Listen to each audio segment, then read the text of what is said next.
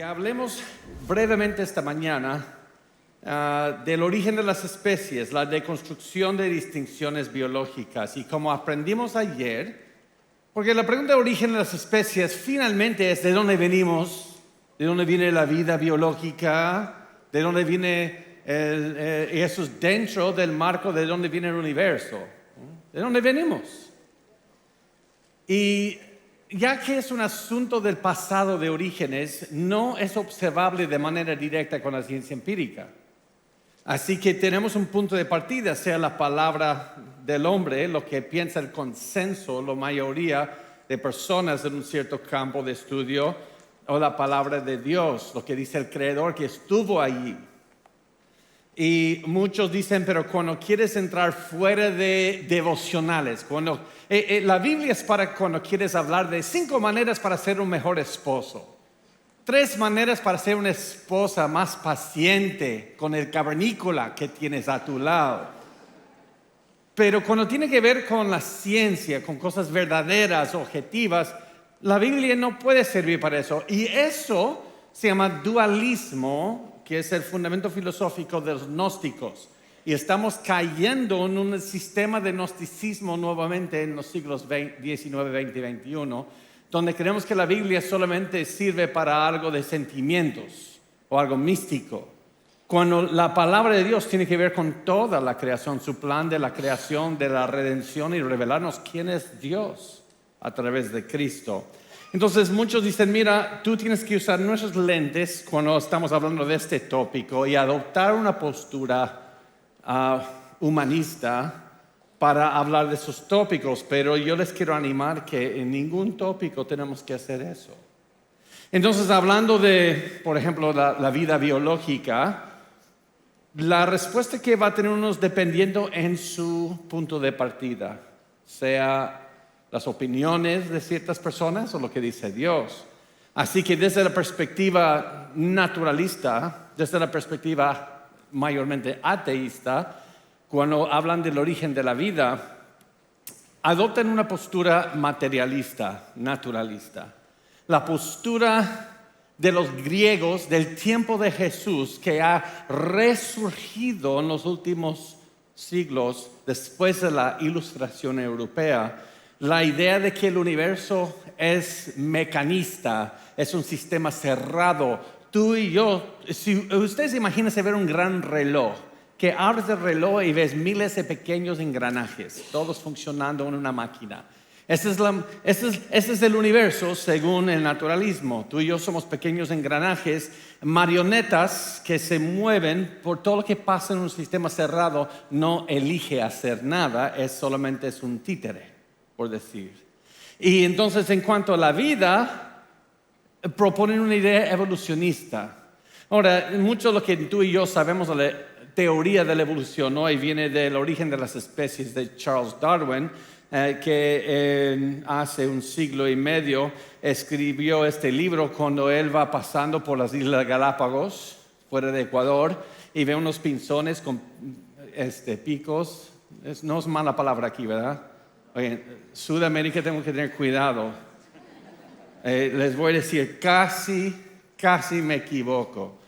Ayer, llegando aquí, nos reciben con mucho cariño, mucha hospitalidad. La primera vez en Paraguay. Y llegamos aquí arriba y nos tienen presentes, regalitos, ¿no? Y uno fue lo que llamamos playera en México, con el nombre de la conferencia. Pero me enseñaron que aquí se llama por otro nombre. Entonces, casi ayer quería llamar a mi esposa y presumirle el nuevo vocabulario que aprendí en Paraguay.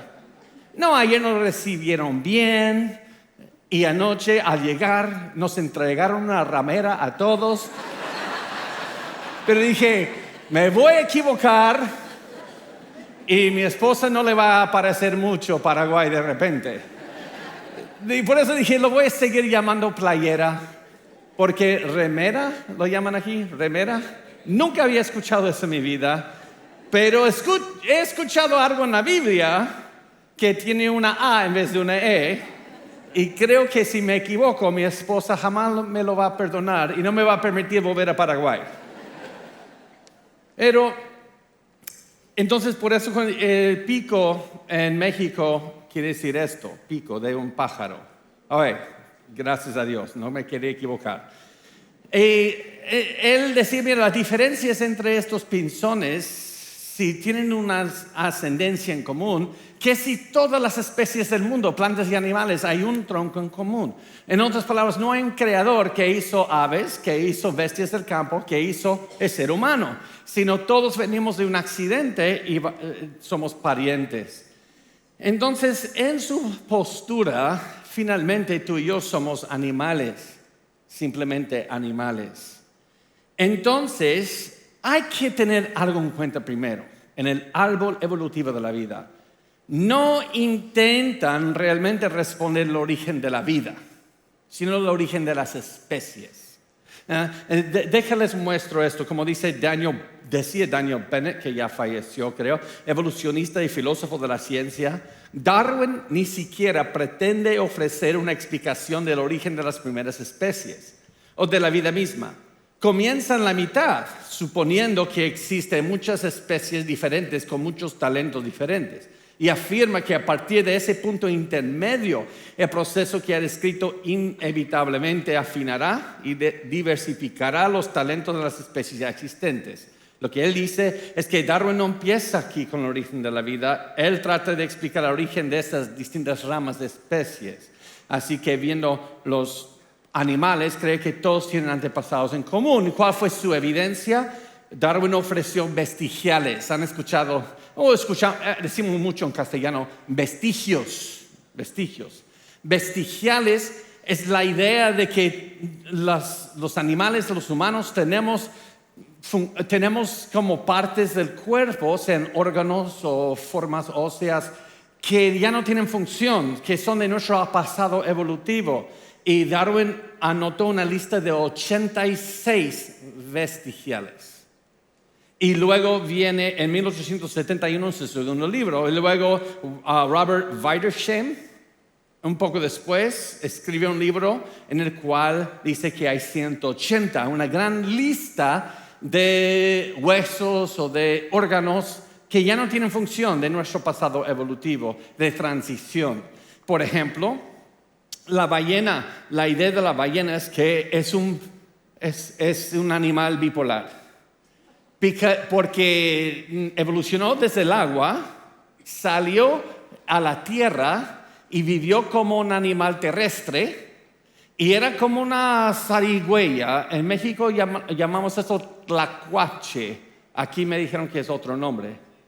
Ni voy a intentar pronunciarlo por lo que pasa con la remera. No sé a quién voy a ofender. Entonces ustedes saben qué animal. Pero uno grande. Y luego empezó a volver al agua y volvió al agua como mamífero y evolucionó otra vez en el agua. Así que agua, tierra, agua. Y dicen, porque mira, la evidencia es que la ballena tiene un cuarto trasero chiquito como patitas que ya se están encogiendo por falta de uso, que usaban la tierra antes y ya tienen vestigiales así que no tienen función. Voy a hablar luego de esto, una respuesta, pero otro es el gran apéndice en el ser humano. Dicen que su única función es hacer ricos a los cirujanos. Aparte de eso ya no tiene función, debe ser un vestigio de nuestro pasado evolutivo. El otro es el cóccix, la parte inferior de la columna, el extremo inferior de la columna vertebral, que era tu cola antes, ahora no cola como dicen de una manera grosera hoy, sino que tú y yo, nuestros antepasados, se columpiaban en los árboles. Y me ven a mí y dicen, pobre árbol, ¿no? Ya veo.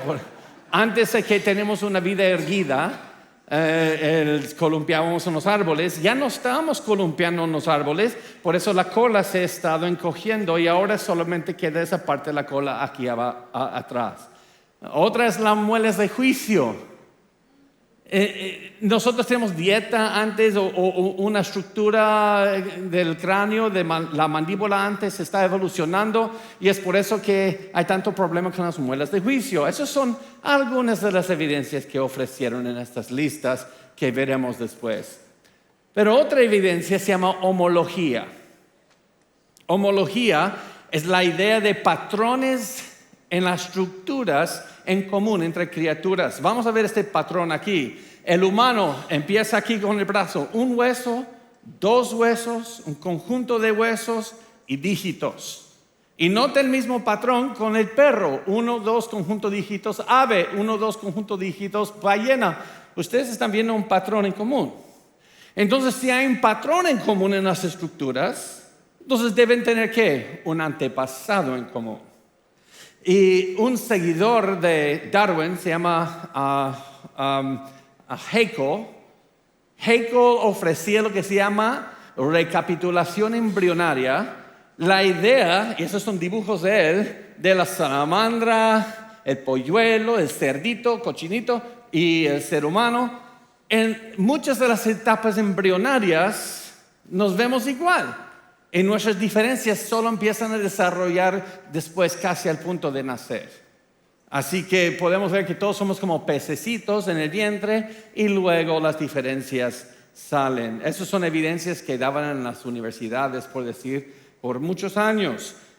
Entonces, en cuanto a los seres humanos, pues, ¿por qué las distintas razas? Pues, si todos, ustedes se acuerdan de los pinzones con picos pequeños, picos grandes, pues mira, ahora somos seres humanos evolucionando. Hay distintas razas, los africanos, los morenitos, los chinitos, los gringuitos y pues todo lo que puedes imaginar. Y decían, se formaron, eso es de Time Life Books, 1966, que salieron distintas razas del árbol de la evolución. Así que si quieres ver tu árbol familiar, solamente rastrea el que se parece más a ti, o si eres mujer, que se parece más a tu papá, y rastréalo, y tus tatarabuelos estaban rete feotes, a unos seres simiescos. Y en los colegios, instituciones educativas, hace 150 años, nos colocaron entre 4 y 5 razas. El caucasoide, el mongoloide, el negroide, el australoide. Pues cada quien que elige cuál es, ¿no? Ahora bien, noten esto, que Darwin escribió El origen de las especies en 1859, mayormente hablando de animales. ¿Okay? Pero él dijo en su libro, en un futuro lejano se aclarará el origen del hombre y su historia.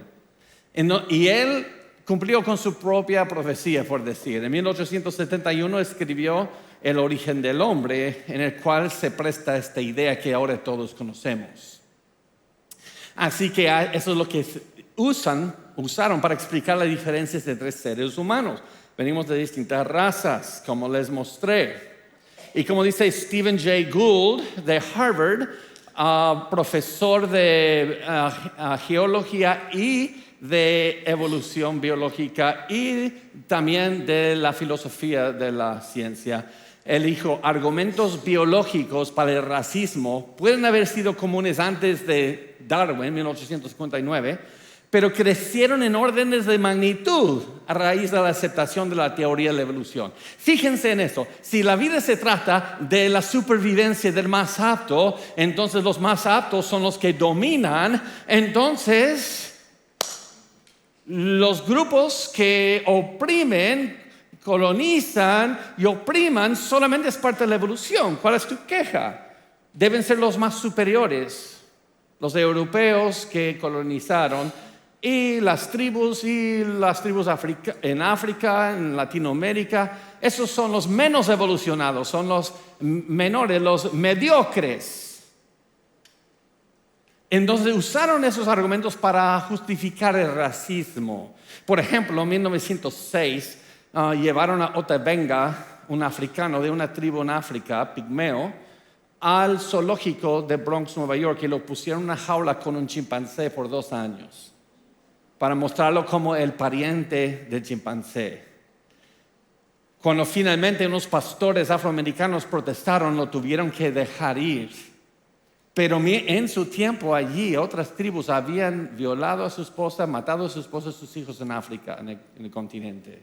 Entonces, él salió de la jaula y se disparó. Y en su lápida hasta el día de hoy, dice, soy hombre, soy hombre. Otra cosa, en un libro de texto de colegios en los Estados Unidos de 1914, de biología cívica, él dice esto: existen actualmente en la Tierra 5 razas. La mejor clase de todas es la raza blanca, representada por los habitantes blancos civilizados de Europa y los Estados Unidos. Ahora, puede que no te guste eso, puede que esto te ofenda, pero ¿cuál es tu estándar universal para decir que eso está mal? Si la evolución es cierta, la razón que no te gusta es meramente subjetiva, es sentimental, porque a un nivel objetivo, racional, no tienes argumento. Si tú abrazas la teoría de la evolución, no tienes argumento para decir que el racismo es malo. Solo tienes razones sentimentales. Ahora, hace un contraste con la palabra de Dios, que somos hechos de imagen y semejanza de Dios. Entonces no hay ningún ser humano superior a otro ser humano. Pero ¿qué enseña la Biblia ahora sobre orígenes? Y vimos ayer, número 1, la Biblia no es anticiencia. Eso es dualismo del gnosticismo, que muchos caen en eso, que son anti-intelectuales en la iglesia. Pero nota aquí, 1 de Reyes 4:29, hablando de Salomón: y Dios dio a Salomón sabiduría y prudencia muy grandes, y anchura de corazón como la arena que está en la orilla del mar. Pero nota lo que dice 4 versículos después sobre Salomón: y también disertó sobre árboles, desde el cedro del Líbano hasta el hisopo que nace en la pared. Asimismo disertó sobre los animales, sobre las aves, sobre los reptiles y sobre los peces. Salomón fue un científico también. Él tomaba de su cosmovisión dada por Dios, bíblica por decir, y él hacía ciencia empírica, estudiando los insectos de Dios, los animales de Dios, los peces que Dios hizo. La ciencia no es anticiencia.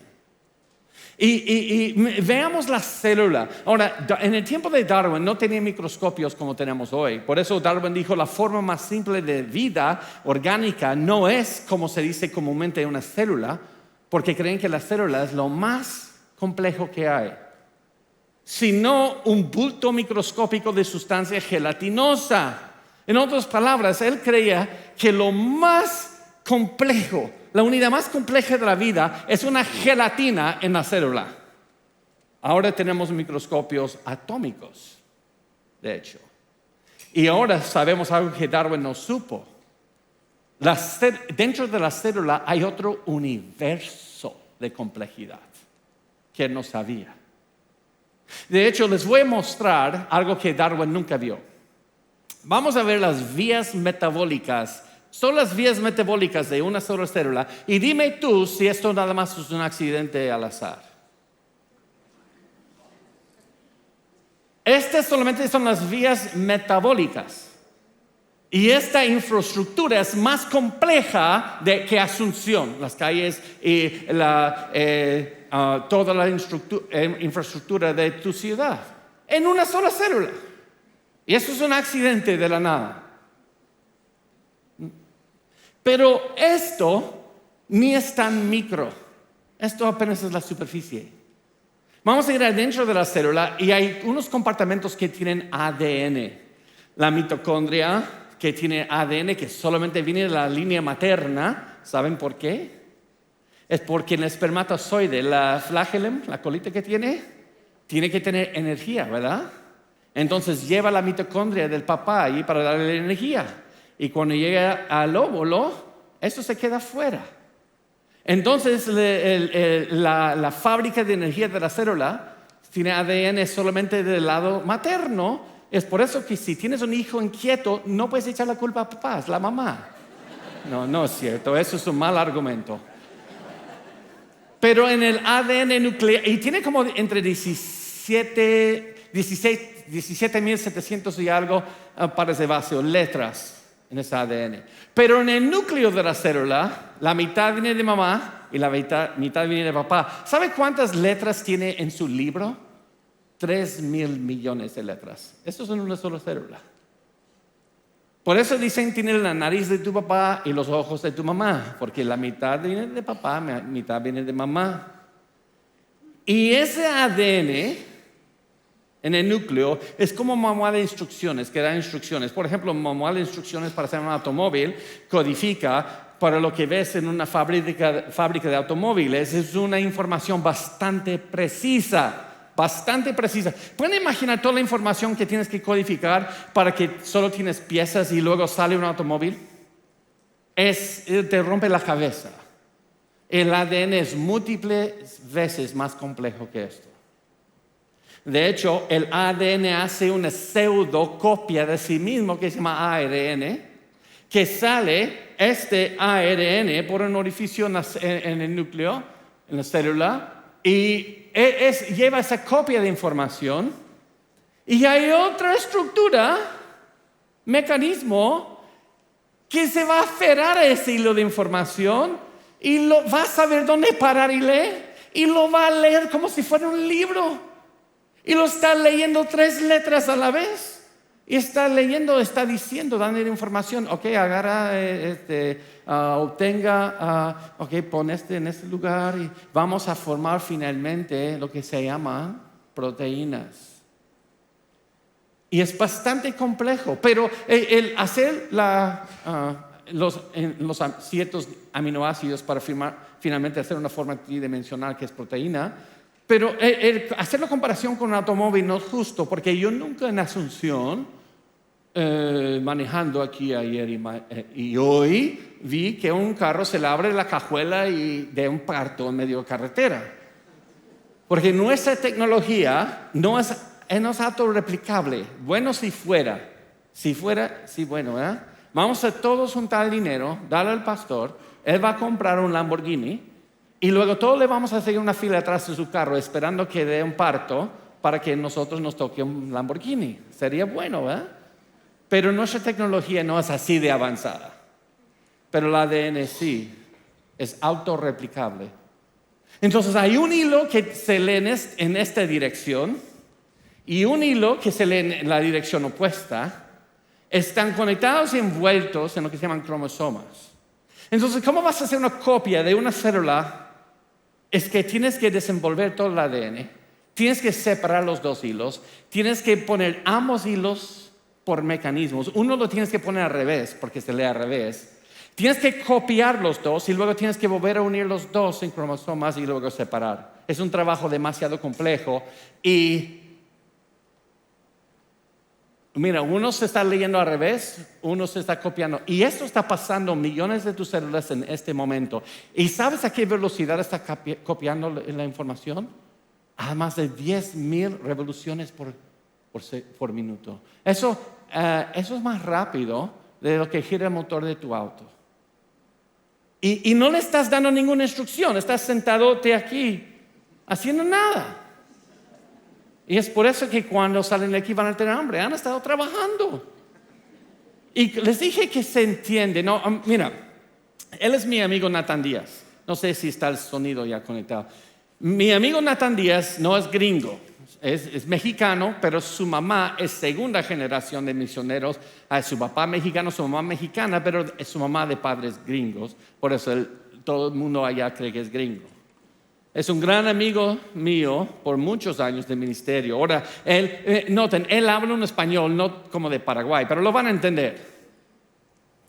Hola amigos, ¿cómo están? Me da gusto otra vez poder hacer otro video donde estamos hablando de diferentes preguntas que ustedes tienen y que han estado haciendo en el programa. Y lo entienden, ¿verdad? Lo que hablo hoy es una pregunta. Ok, el español es complejo. Créeme. Yo aún estoy aprendiendo y apenas puedo decir remera sin meterme en problemas. Es muy difícil. Yo aprendí el castellano, el español, ya empezando como adolescente. Y cuando conocí a mi esposa tenía 17 años. Y entra esta mujer mexicana. Y el gringo, bien simple, bien ropa fachosa, entra. Casi escuché a los pájaros cantar su canto cuando entra. Y yo decía, ¿qué ser eso?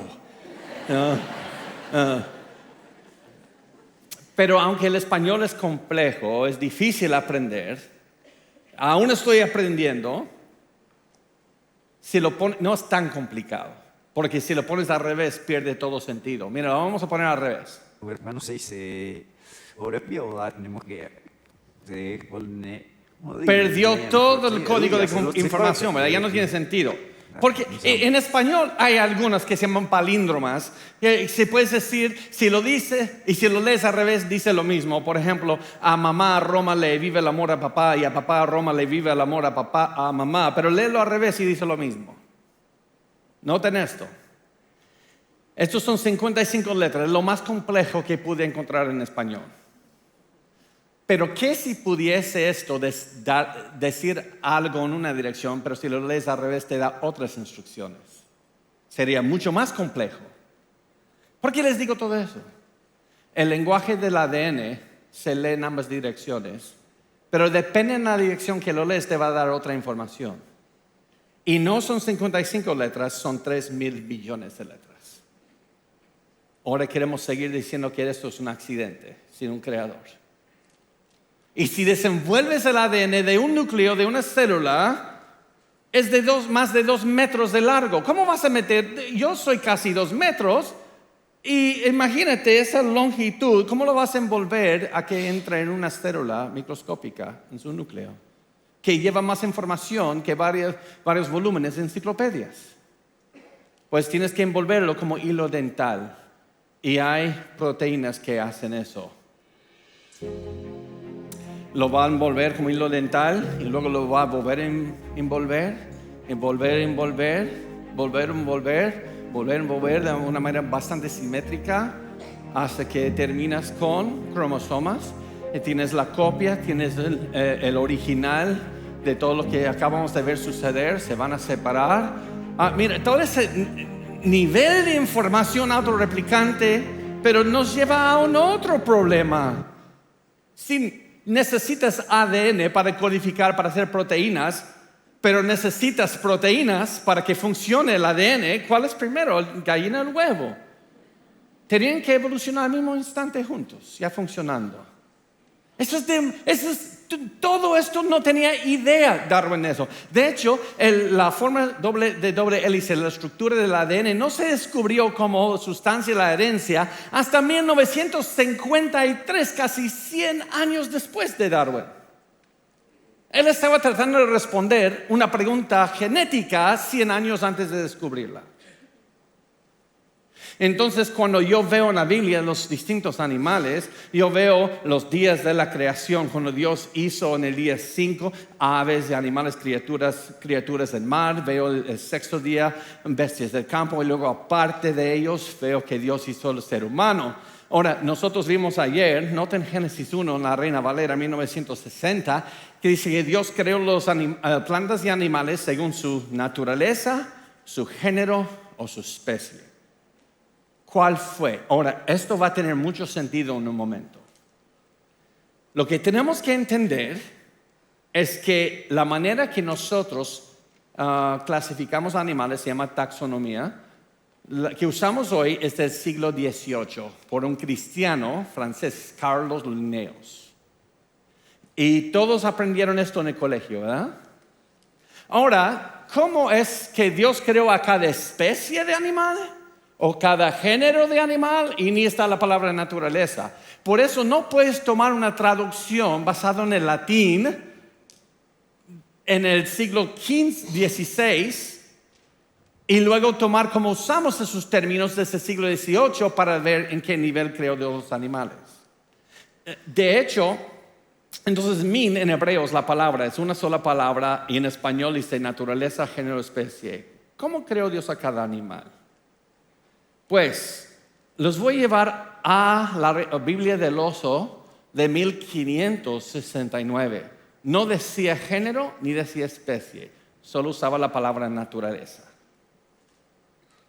Porque es una sola palabra. Y hoy creemos que en la manera que clasificamos animales hoy, esa palabra min está alrededor del nivel de familia. Tú dirás, ¿qué estás diciendo? Es muy temprano para esto. Pero déme un momento. En algo Darwin tuvo razón. Los cristianos de su día creían en lo que se llama fijicismo, que Dios creó cada especie tal y cual como se ve hoy. Y Darwin dijo, ok, mira, estas son las distintas especies silvestres hoy de equino, o en latín, equido. ¿Okay? Y los cristianos creían que Dios creó esta especie de cebra aparte, esta especie de cebra y aparte, este caballo silvestre, todos aparte. Pero nosotros no creemos eso hoy. Creemos que todas esas tienen un antepasado en común. Ahora, Darwin decía, ya que hay unos que tienen antepasado en común, todos debemos tener un antepasado en común, pero la Biblia enseña más como un huerto. Aunque hay diversificación dentro de cada naturaleza o familia de animal, un sapo nunca se va a convertir en un caballo, en otras palabras. Por ejemplo, ahora tú dirás, eso es muy técnico, pues vamos a ver un ejemplo, vamos a ver los caninos. Hay caninos feos, perros chiquitos, grandes. Hay más perros que humanos en algunos aeropuertos ya. No sé si se están fijando en eso. Hay de los que ni son dignos de ser llamados caninos ya. Entonces yo dije, para hacerles entender esto, les voy a presentar a mi mascota. Y se llama Michelle. Ahora, Michelle es el nombre dado a nuestra mascota en casa. Y no, eso no es Michelle, eso es su almuerzo. Este es Michelle. Eso es nuestra boa. En Kentucky tengo un pitón y tengo una boa en casa en México. Y ahora Michelle es más largo que 2 metros y come cuis, come conejitos, come patitos. Pero no quiero hablar de Michelle, porque usualmente, especialmente las hermanas, no les cae bien. Me gusta cazar víboras desde mi niñez. Entonces les voy a hablar de otro. Nunca me han gustado los perros, pero hay uno que me robó el corazón y es Packer, por el teólogo J.I. Packer, le di el nombre. Y Packer ya fue para estar con el Señor, no creo. Packer murió.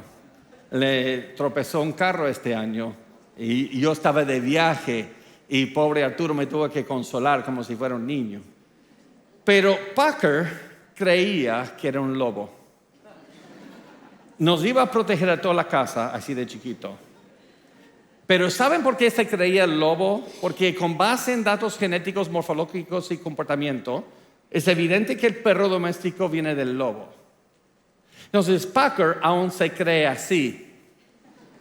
Y es por eso que aprendimos Packer, luego creía que es parte del somos lobos. Mira, este es un ejemplo con mi hijo.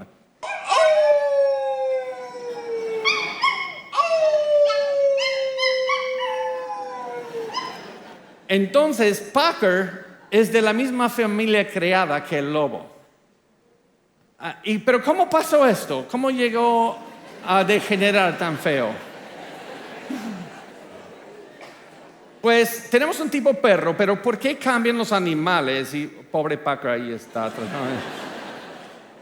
Pues mira, vamos a poner esto de una manera muy fácil de entender. Digamos que hay un gen C para pelaje corto, un gen L para pelaje más largo, y luego van a cruzar y uno recibe el C de corto de mamá y C de papá, tiene pelo más corto.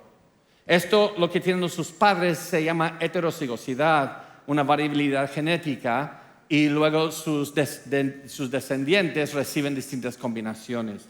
Uno recibe C de mamá, L de papá, y eso solamente a nivel ilustrativo. Hay muchos otros más factores en esta diversidad. Y uno recibe el L de mamá, L de papá, y tiene pelaje más largo. Ahora, imagínense que no supiéramos nada de la genética, solo ves como picos de pinzones o pelaje de perros. A un nivel superficial evolucionó para algo más porque tiene más pelaje, pero a un nivel en la genética, el con más pelaje tiene menos variabilidad genética porque perdió el gen C. ¿Ustedes ven? El nivel genético es contraintuitivo. Y digamos que esta familia peluche se va hacia Canadá, ahora en diciembre, y yo soy de Cincinnati y llega hasta 23 menos 0. En la noche, como en enero, febrero. Y están allí y a algunos no les va muy bien por su pelaje. Y estiran la pata, cuelgan los tenis o como lo dicen aquí. Y no sobreviven. Entonces los que pueden pasar sus genes son los con pelaje largo. Y luego unos van a un lugar de mucho calor y no les conviene este calor y también no sobreviven muchos. Entonces los que pueden pasar sus genes son los con pelaje corto.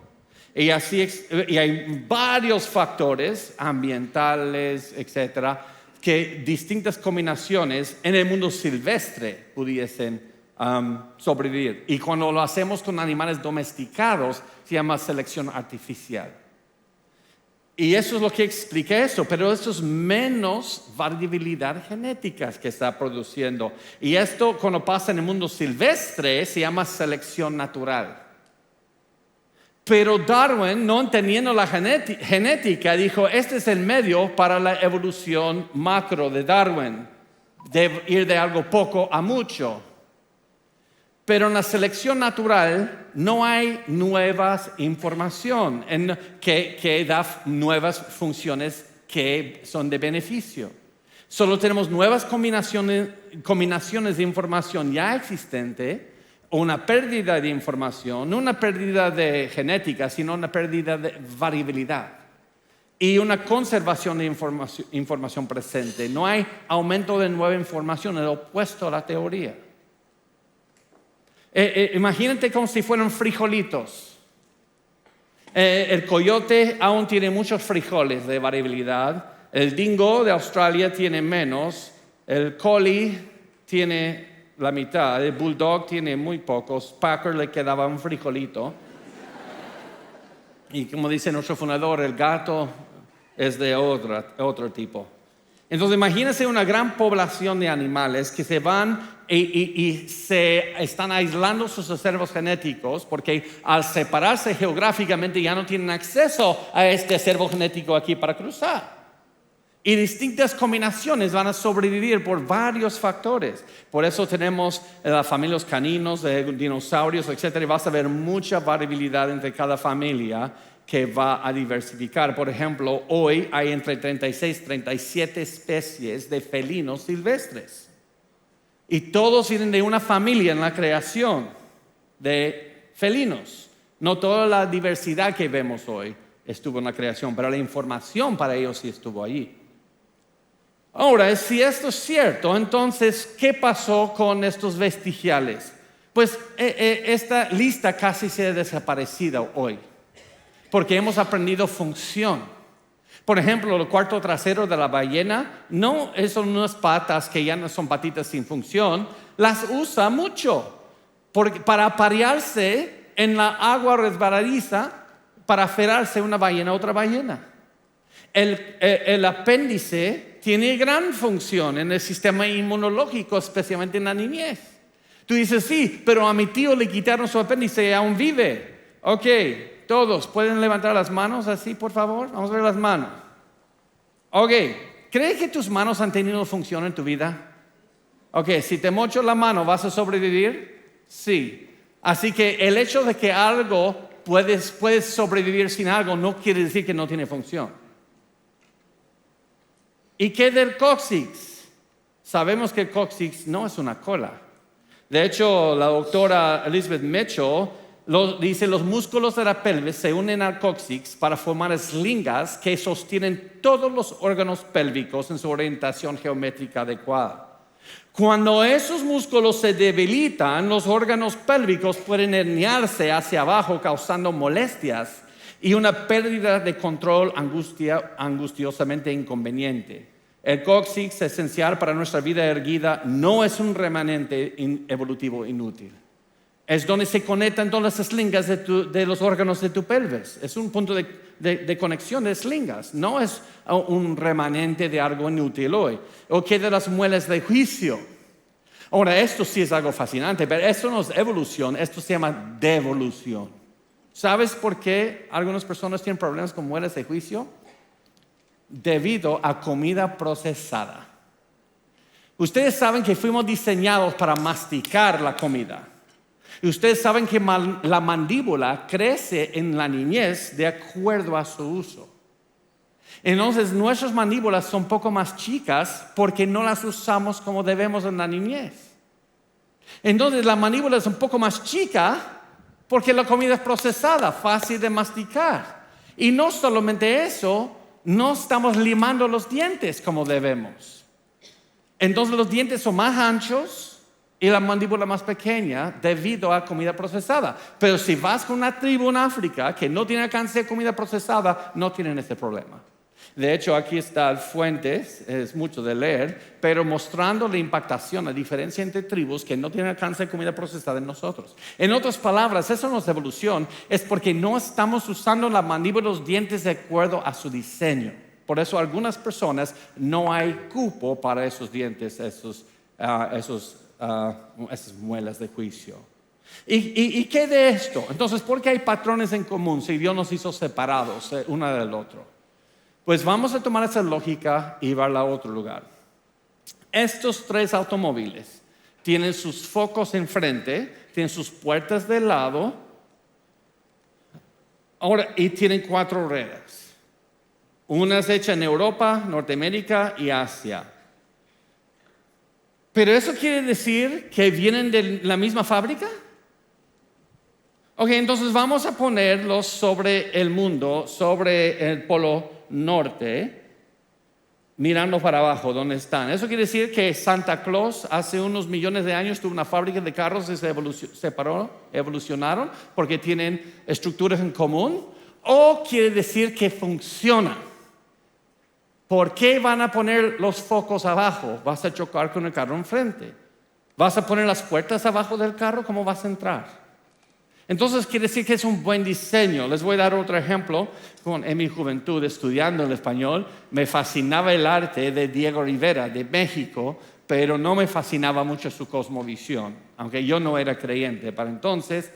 Pero notan algunos de sus piezas de arte. Mira esta mujer aquí con sus pelos y sus trenzas, como decimos en México.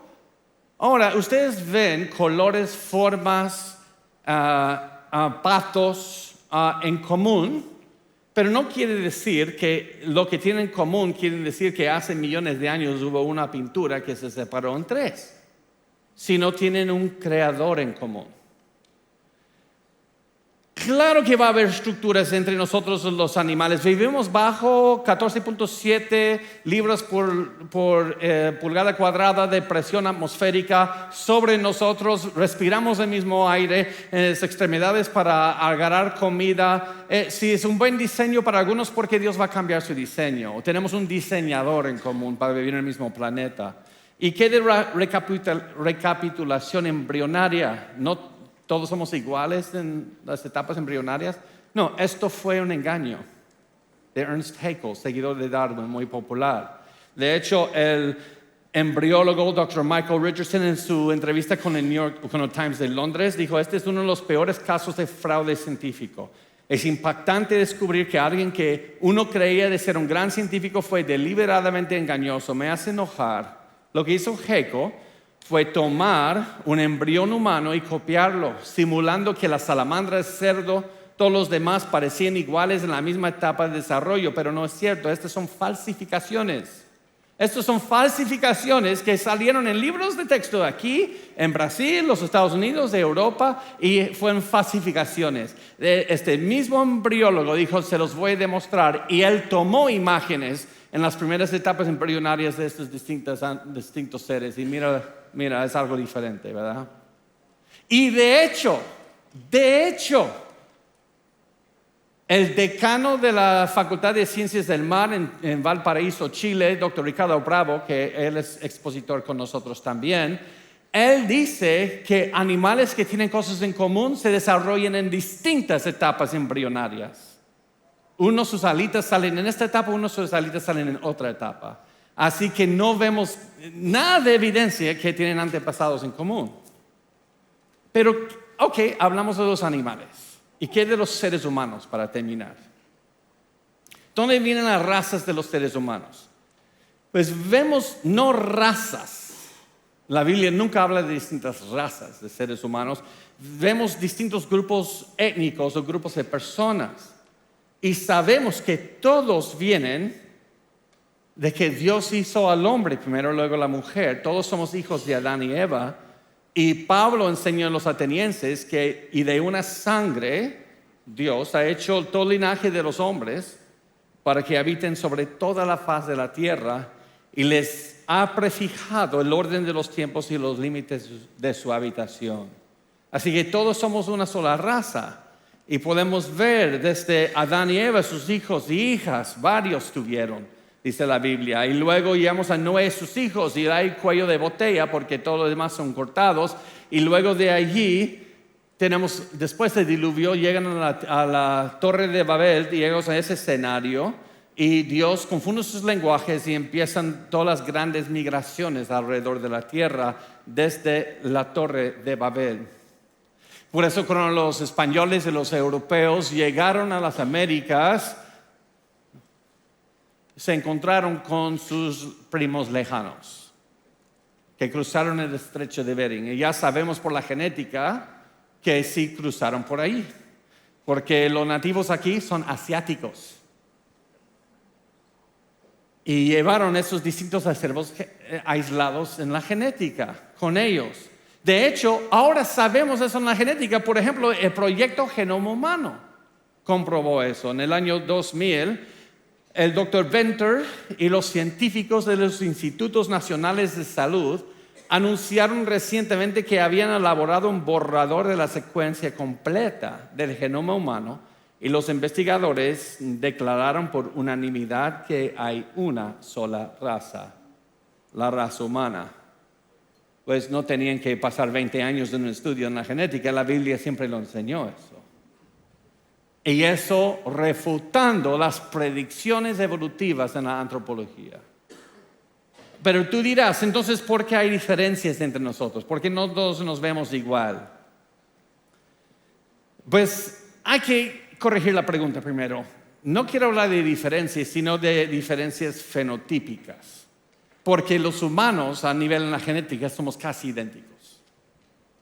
Entre las diferencias entre dos personas muy pequeñas, entre esas diferencias, lo que son fenotípicas son el 0.012%, es casi nada. Vamos a empezar en números. ¿Cuántos átomos crees que hay en el universo conocido? Estimado 10 a la 80ª potencia, 10 seguido por 80 ceros.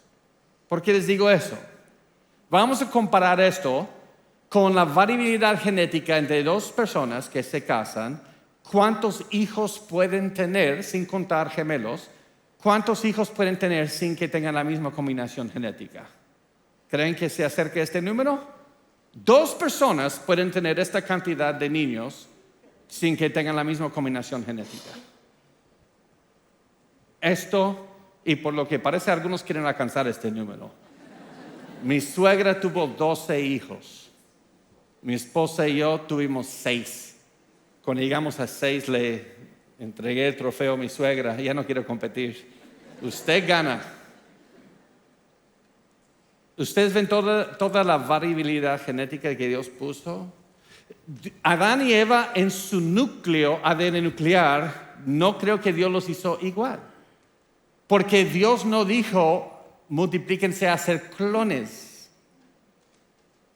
Y de hecho, si hubieran sido iguales, eso es dañino para la salud. Dios les hizo con lo que se llama heterocigosidad o variabilidad genética allí para producir distintas. Vamos a ver un ejemplo. Hay genes dominantes y recesivos de melanina. Melanina es lo que te da el tono de tu piel. Su color principal es marrón, un poco de rojo y amarillo, pero principalmente marrón. Y mucha melanina, poca melanina.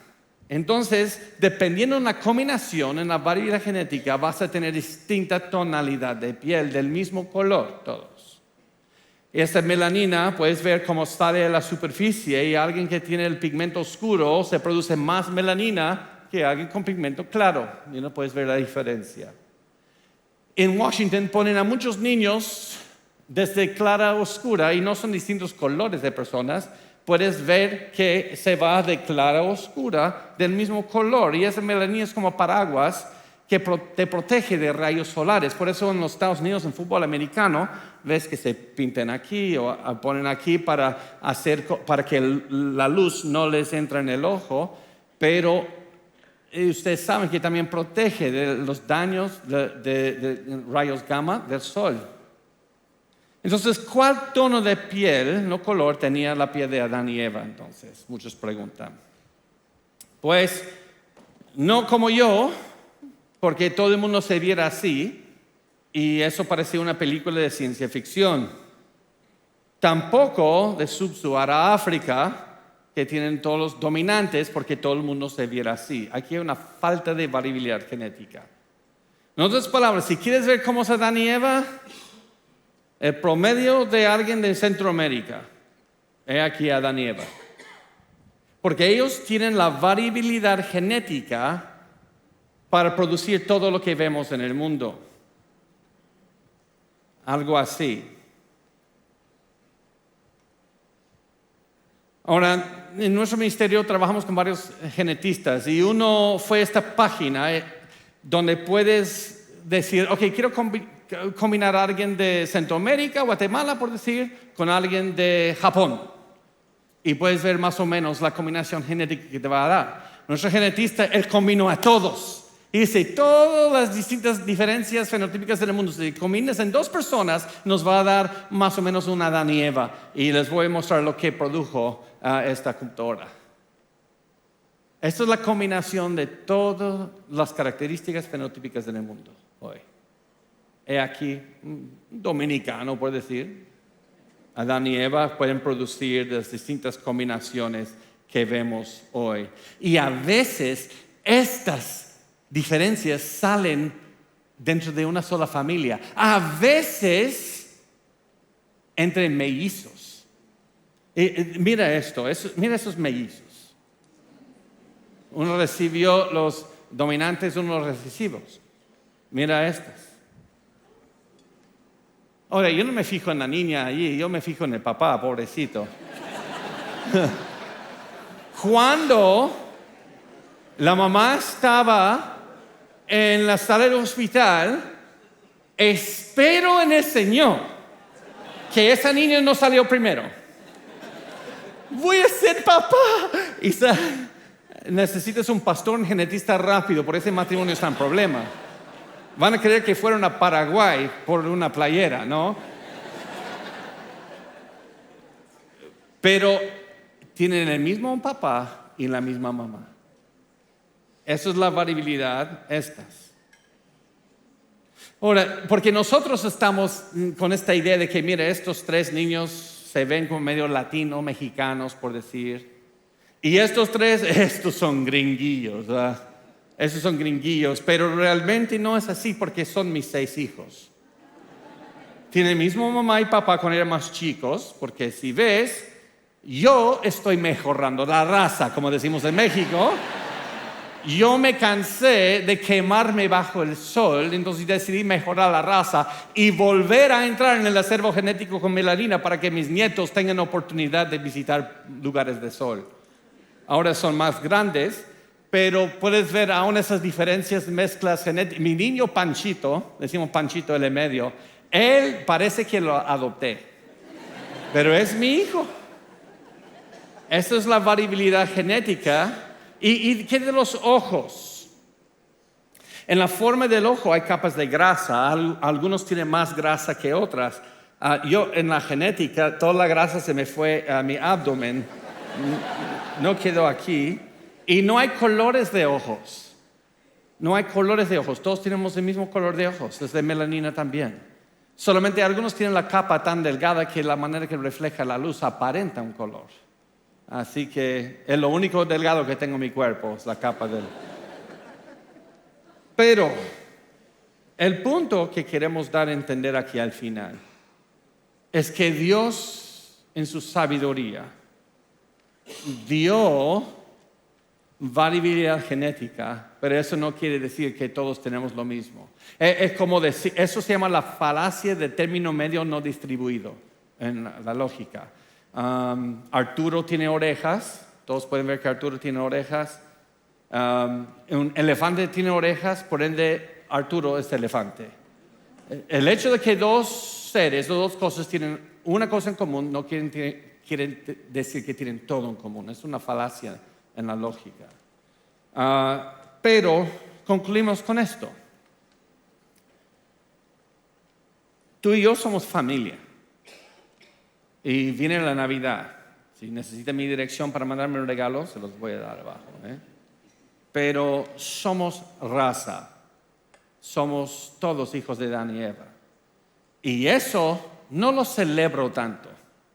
Pero porque eso quiere decir que yo sé quién es tu papá. Porque es mi papá también. Así que eso quiere decir que tú y yo somos pecadores como nuestro papá y mamá, Adán y Eva. Así que el problema no es que el problema de la injusticia, el pecado, no es sistémico, como dice en la metanarrativa marxista. No es sistémico. Porque si dices que es en el sistema, entonces por debajo del sistema solamente hay inocentes a nivel de individuo. Y el sistema está mal, pero yo soy inocente. Entonces el evangelio debe ser tratar con el sistema, con revolución, en vez de tratar con el pecado en el corazón humano. Pero el hecho de que somos de la misma raza quiere decir, si yo viviera en el sur de los Estados Unidos en el siglo XVII, puede que si fuéramos de las familias ricas yo tuviera esclavos. Pero eso quiere decir, si tú hubieras vivido en el sur, también tuvieras esclavos. No solamente porque uno es descendiente de los oprimidos quiere decir que tú eres una inocente víctima. En el día del juicio, hasta el esclavo será lanzado al lago de fuego por pecador, como el opresor igual. Las circunstancias de tu vida te dan oportunidad de expresar tu pecado de una forma u otra. Pero gracias a Dios llegó el postrer Adán, Cristo. Y el postrer Adán, tú y yo, avergonzados de nuestra desnudez como Adán y Eva, Él fue hecho desnudo en un árbol, en la cruz. Y Él tomó la pena, la vergüenza del pecado sobre sí mismo. Esta raza está podrida. Pero hay una nueva raza. Es la raza de los que vuelven a nacer. Por eso tú no tienes que volver a nacer. Porque tú y yo ya nacimos en una raza condenada. La raza maldita. Pero según Gálatas 3, Cristo tomó la maldición. Fue hecho una maldición por nosotros. El que no conoció pecado fue hecho pecado. Y Él tomó sobre sí mismo la pena de nuestro pecado. Entonces, en vez de consolarnos, que al menos no somos el gringo colonialista, y yo siendo gringo, al menos no soy ISIS, del Medio Oriente terrorista, y ellos del Medio Oriente, al menos no soy un judío que tomó a nuestras tierras, y el judío al menos no soy el árabe que está en Gaza, que está mandando. Todos nos hacemos víctimas, pero ante las escalas de Dios no hay víctimas, solo hay pecadores o los que han recibido la justicia del postrer Adán, Cristo Jesús. Entonces, cuando ves a uno como yo, o cuando yo veo a alguien como usted, o a alguien asiático, a alguien árabe, en vez de consolarme y decir, pues al menos no soy como ellos que son malos, no te consuelas con esas cosas.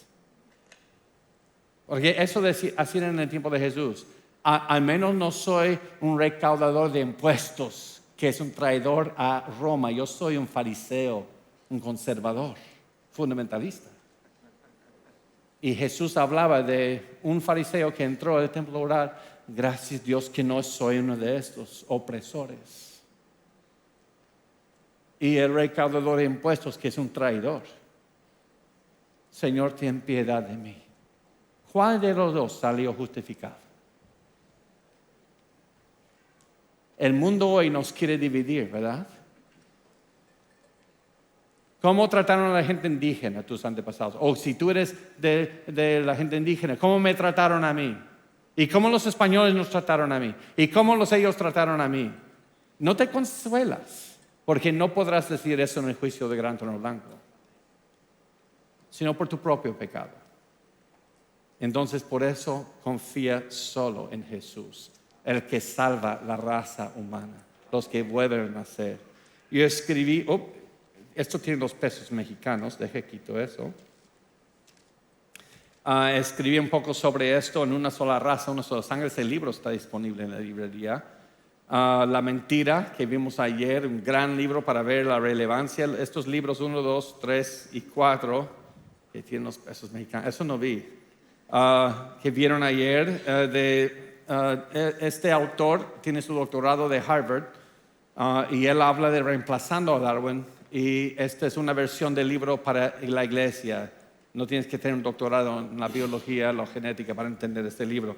Yo escribí este libro, Autonomía Sexual en el Mundo Postmoderno, sobre la revolución sexual, ideología de género, LGBTQ, y espero que sea de bendición. Mi hija mayor y yo escribimos ¿Por qué Dios me hizo niño? ¿Por qué Dios me hizo niña? Todo lo que les muestro está disponible aquí.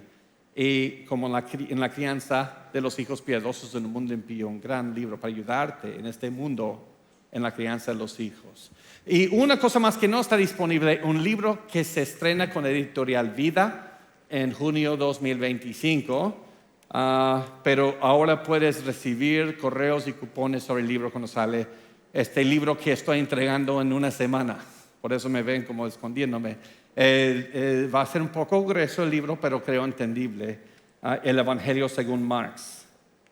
Un manual para despolitizar a Jesús en un mundo activista. Y espero que sea de bendición. Muchas gracias por su atención.